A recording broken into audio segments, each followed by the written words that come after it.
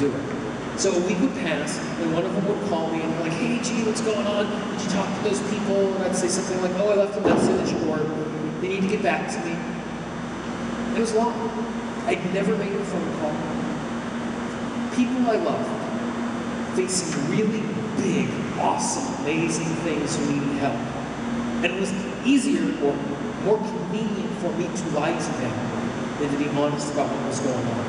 And what happened was, and you've done this, and you've seen this, and you've experienced this, where I would tell one lie, and then I'd have to tell a second lie to keep up the first lie, and then there would be a third lie to keep up the second lie to keep up the first lie, and then a fourth, and then a fifth, and at a certain point you've told so many lies, you can't remember what the truth is and what you told who, and you find yourself stuck in traps. And I want to be very honest and very clear here in this illustration, that the jacket here does not represent dyslexia or social anxiety or any of those things. And I said at the beginning I have a number of learning disabilities, and learning disabilities is a term of art that we use. I'm not disabled. The things that are really hard for me, I found myself here. I found myself trapped because of the choices I made, because of the way I chose to respond to those things. That's how I found myself here. And oftentimes we find ourselves in these really difficult, impossible circumstances, where there seems to be absolutely no way out. I'm going to try and get out of this impossible circumstance. But before I do that, there's a common misconception about straitjacket escapes. And the misconception is this, that the way you get out of the straitjacket is you simply dislocate your shoulder, as if that was a simple and easy thing to do. Now, once the shoulder is dislocated, it gives you all of this extra room, and you can pull your arm through the hole. Now, there are two problems with this solution. Problem number one, if you dislocate your shoulder, the bones don't fit together properly, obviously. The muscles can't do their job. So even if there was extra room, there's no way that I would have the control to pull my arm through the hole. Problem number two, it would hurt a lot. Okay, I enjoy you all, but I'm not going to go that far. So let's see what we can do here. You laugh it up, Jungle Boy's stuck. You can't move, it's so funny.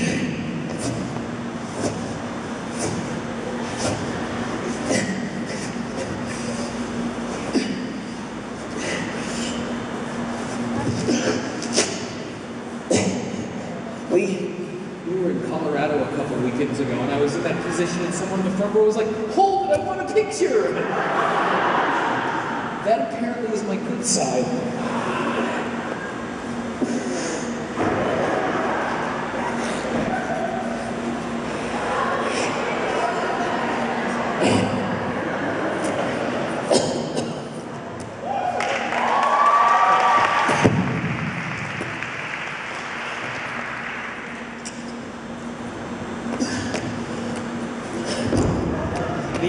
These are my new dance moves.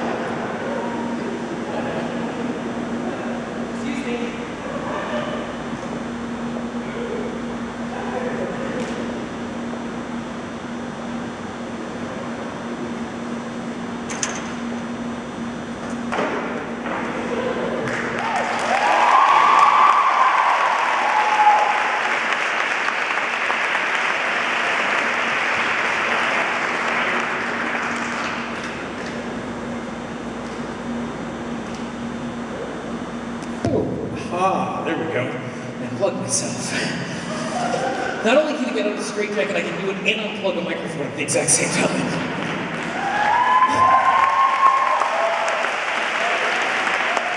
Now, and untie my shoe at the same time, apparently. I don't know you. I don't know what these things are in your life. I don't know the obstacles that you face. I You don't know the burdens that you bear. Be them choices of your own making or circumstance where you're simply a victim to something that's outside of your control. Trouble at home or at school, trouble with loved ones, addiction. I don't know what you're facing. And I wish that when we gather at an event like this that we could give you something. We could give you something to do or some prayer to say or some insight to have where all of this would magically go away and you would go home and it would be like rainbows and cotton candy 3 meals a day.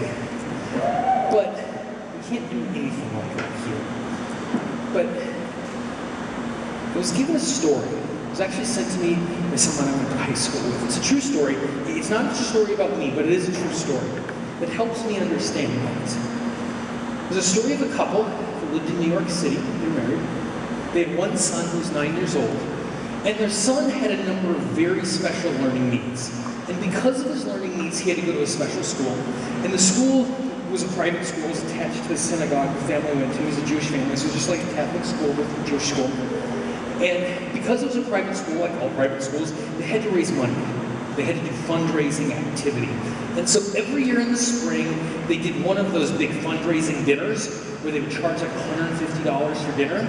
And dinner really only cost $25, and the other $125 would be a donation to the school. It was the way they raised money. And they give away the awards for Teacher of the Year, Fundraiser of the Year. And every year at this dinner, what they would do is they would ask one of the parents to tell the story of their student at school, and when people heard these awesome stories, they'd want to give more money.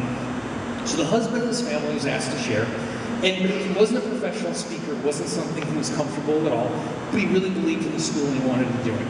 And so as dinner was being served, he didn't really eat the food on his plate because he was nervous, and he was kind of fingering his notes all night, crumpling them up and sweating on them and all nervous. And so the awards were given, it was time for him to present. And then he stepped up to the podium, and he took his notes, and he spread them out on the podium, and he looked at them, and he looked up at everybody, and he went, "If our God is perfect, where is the perfection in my son? If our God is perfect, then where is the perfection in my son?" And tears just started to flow down his face. But he kept talking. He said, "The other day, I came home from work, and my wife had already beaten me home from her job, and she was working on dinner, and she realized she was short one ingredient. And she asked if my son and I would go to the corner store and pick up the ingredients so she could finish the meal. And of course we went. And on the way back home, we walked by the park near our house, and there were a group of boys my son's age, 9, 10, 11 years old, playing baseball. And my son reached up and he tugged on my sleeve and he said, 'Dad, can I play too?' My son is no athlete. He's never played organized sports before in his life. But what am I going to say? He's my son. So I stepped to the edge of the diamond and I'm like, excuse me guys, can my son join the game? Now, as they look at him, they can tell he's not an athlete. But they're quiet. They all defer to the pitcher who apparently is the leader of the group of boys. And the pitcher says, "Look, mister, we are down by 6 runs. Somehow, if we get out of this inning, which is the last inning, without them scoring another run, and somehow we play 3 runs ourselves, then maybe your son will get a chance to bat." Perfect, great, whatever you can do. And that's exactly what happened. They get out of the inning without giving up another run. They score 3 runs themselves, and now the bases are loaded. And it's now time for my son, my boy, to step up to the plate. He comes out of the dugout, takes the bat with 2 hands, and he places it on his shoulder just like he's seen all of the other boys do. In my mind, I'm trying to remember the last time he even held a bat.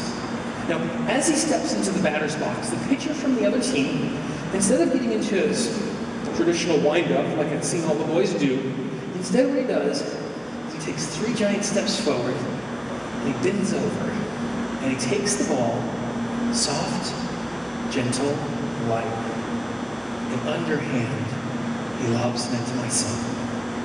My son takes the bat with all of his might, swings, and misses.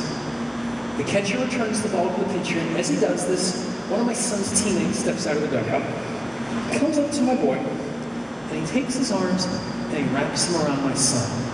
And the 2 of them hold the bat together. The pitcher takes 3 more steps forward. Again, soft, gentle, light, loud. My son and his teammate, with their combined might, swing, and they hit the ball. Right there.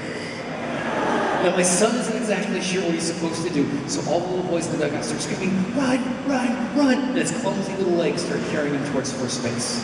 The catcher steps forward, picks up the ball, turns to first base, and throws it 9 feet over the first baseman's head. My son gets to first base, stops, stands there proudly, not knowing what he's supposed to do now, and the little boys keep screaming, run, run, run, and he takes off and he touches second base. As he's running for third base, the first baseman is caught up with the overthrown ball. He turns to third base, but he's figured it out. He takes the ball with all of his strength and all of his might, and he throws it away. My son touches third base, and as he's running home, 18 little boys from both teams are screaming, run, run, run, and he touches home plate, and he's lifted into the air as a hero as he scores the winning run. That is the perfection in my son.